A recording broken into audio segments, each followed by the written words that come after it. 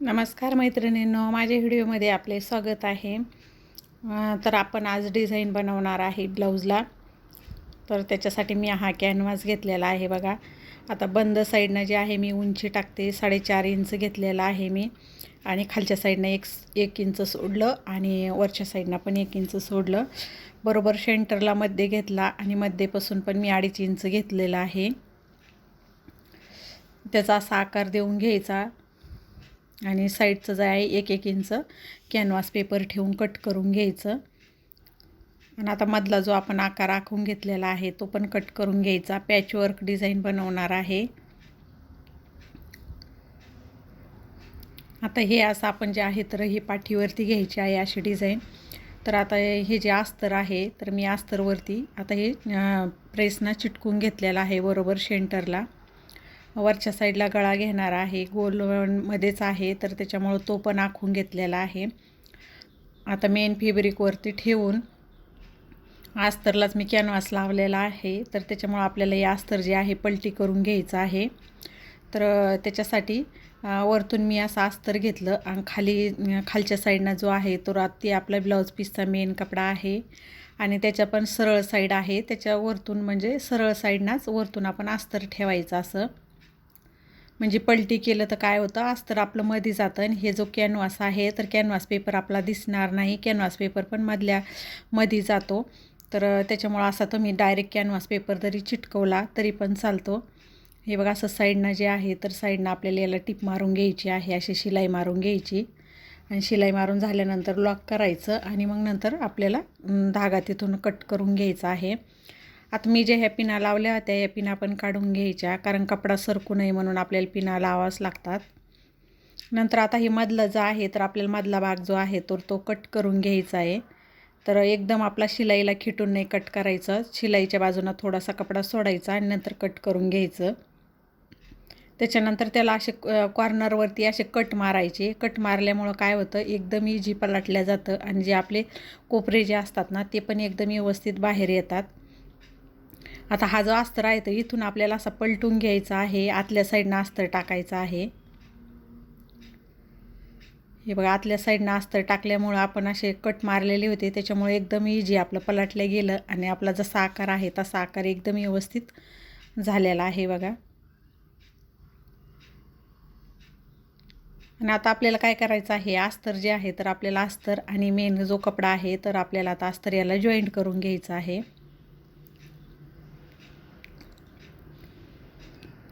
जेव्हा आपण ब्लाऊज कटतो तेव्हा जे अस्तर आहे तर अस्तर आपलं बरोबर मापामध्ये कट केलेलं असतं आणि जो आपल्याला मेन फॅब्रिकचा जो कपडा घ्यायचा आहे ब्लाऊज पीसचा तर तो कपडा जरा एक्स्ट्राच घ्यायचा कधी पण, कारण की आपल्याला असं शिवण्यामध्ये कुठं खालीवर होता कामा नाही आहे त्याच्यासाठी, आणि आपल्याला शिवायला पण एकदम सोपं जातं. म्हणून सगळ्या साईडनं तो कपडा थोडा थोडा एक्स्ट्रा घ्यायचा. एक्स्ट्रा घेतल्यानंतर आपण असं बिनधास्त जेव्हा आपण अस्तर जॉईंट करतो तेव्हा आपल्याला स्पीडमध्ये व्यवस्थित असं अस्तर जॉईंट करता येतं. आणि जो काही एक्स्ट्राचा कपडा आहे तर एक्स्ट्राचा कपडा इथं कट करून घ्यायचा. हे बघा, मी एक्स्ट्राचा कपडा जो आहे तर मी कट करून घेते. आता आपण एक्स्ट्राचा कपडा जो आहे तर तो कट करून घेतलेला आहे. आता आपल्याला जो आहे तर आपल्याला वरतीच आपल्याला गोलगळा घ्यायचा आहे. त्याच्यासाठी 2.5 इंच घेतलेला आहे मी रुंदी, आणि खालच्या साईडनं पण 2.5 इंच आणि उंची जी आहे 7 इंच घेतलेली आहे. छोटा गळा आहे आणि त्याला असा गोल आकार देऊन घ्यायचा आणि गळा कट करून घ्यायचा. आता आपल्याला पाठीवरची टक्स मारायचे आहे त्याच्यामुळं मग मी पाठीवरचे टक्सचे पण लगेच मार्क करून घेतलं की आपल्याला पाठीवरचे टक्स पण तेव्हाच मारून घ्यायचे, कारण मग एकदम सगळं ब्लाऊज असं स्टेप बाय स्टेप शिवलं तर फिनिशिंगमध्ये पण येतं. आता आपण गळ्यानंतर कट केला आहे तर मग गळ्याला पण आपल्याला अस्तर असं जॉईंट करून घ्यायचं आहे, कारण मी त्या गळ्याला पायपिंग करणार आहे त्याच्यामुळे मग मी ती पलटून घेतलेला नाही आहे गळा. आता पाठीवरचे जे टक्स आहे तर मग टक्स पण मी मारून घेते, कारण मी मार्क करून घेतलेलं होतं.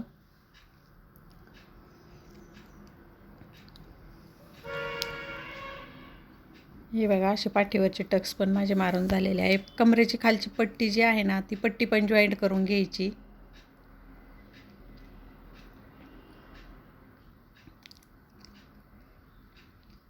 पट्टी जॉईंट केल्यानंतर वरतून अशी एक दाब टीप टाकायची. दाब म्हणजे अशी वरतून जर अशी दाब शिलाई मारली ना तर मग त्यांची फिनिशिंग एकदम व्यवस्थित येते आणि अस्तरची जी पट्टी आहे ती बाहेरच्या साईडनं दिसत नाही, पूर्ण व्यवस्थित मध्ये अशी फोल्ड होऊन जाते.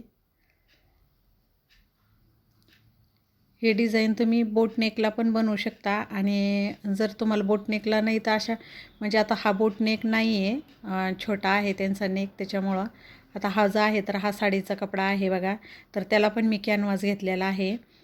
असं आपल्याला त्या मापानुसार थोडा एक्स्ट्राच घ्यायचा आहे. सगळ्या साईडनं आपल्याला 1-1 इंच एक्स्ट्रा घ्यायचं आहे आणि अस्तर पण घेतलेला आहे मी त्याला. तर अस्तरवरती कॅनव्हास चिटकून घेतलेला आहे. वरतून जो आहे तो साडीचा कपडा जो आहे तर तो कपडा मी वरतून ठेवला आणि सगळ्या साईडनं अशी टिप मारून घेतलेली आहे बघा. सगळ्या साईडनं आपल्याला अशी शिलाई मारून घ्यायची.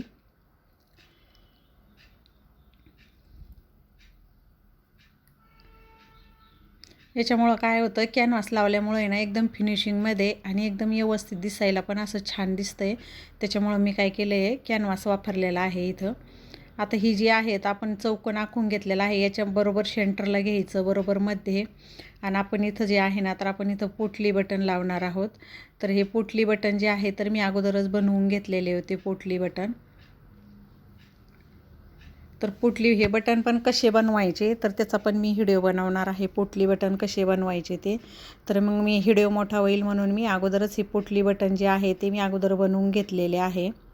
म्हणजे मी याच्यामध्ये थर्माकॉल वगैरे ते थर्माकॉलचे बॉल वगैरे नाही टाकलेले, कपडा टाकूनच बनवलेले आहे. म्हणजे आपल्याला टिप मारायला एकदम इझी आणि सुई वगैरे तुटत नाही, काही नाही. त्याच्यावरतून पण मशीन आपली चालती.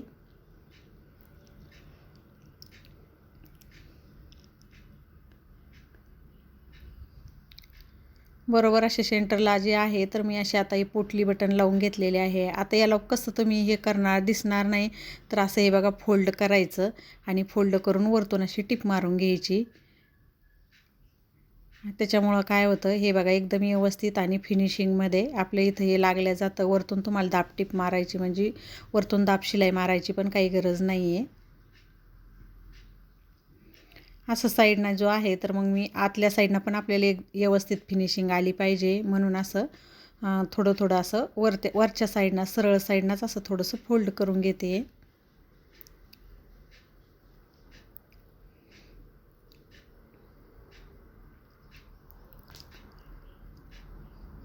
हे बघा आता आपलं हे तयार झालेले आहे डिझाईन आणि आता आपल्याला ती इथं पॅच करून घ्यायची आहे.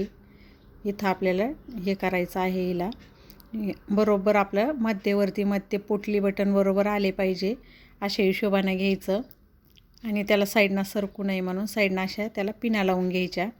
आणि आता जे आहे तर याच्यावरतून आपल्याला शिलाई मारायची आहे.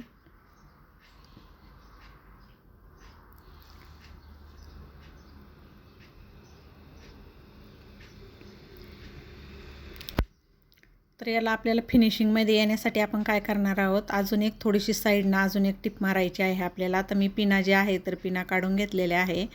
थोडंसं साईडनं अजून एक आपल्याला टिप मारायची. यांना काय होतं फिनिशिंग एकदम व्यवस्थित आणि छान फिनिशिंग येते. आतल्या साईडनं हात शिलाई करायची पण आपल्याला गरज नाही. थोडंसं लॉक करायचं आणि लॉक करून जो आहे धागा जो आहे तो कट करून घ्यायचा.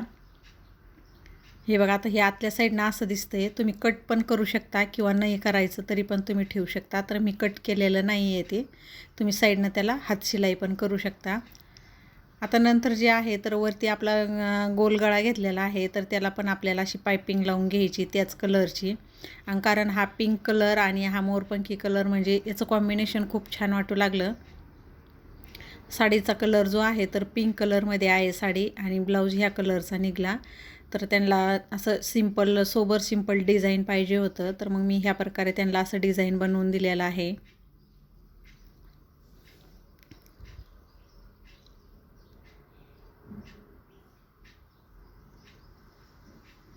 तुम्ही जर का ह्या पद्धतीनं अशी पायपिंग जर लावली ना तर पायपिंग लावायला पण एकदम व्यवस्थित अशी पायपिंग लागल्या जाते. कुठंही कमी जास्त वगैरे काही होत नाही, एकसारखी पायपिंग येते. आणि बरोबर शिलाई जी आहे तर त्याच्याबरोबर अशी खाचेमधूनच शिलाई आली पाहिजे. त्याच्यामुळं काय होतं आपली पायपिंग जी आहे ती पलटल्या पण जात नाही आहे. तर अशा प्रकारे हा मी ब्लाऊज शिवला, ही डिझाईन शिवली. तुम्हाला ही जर का डिझाईन आवडली असेल तर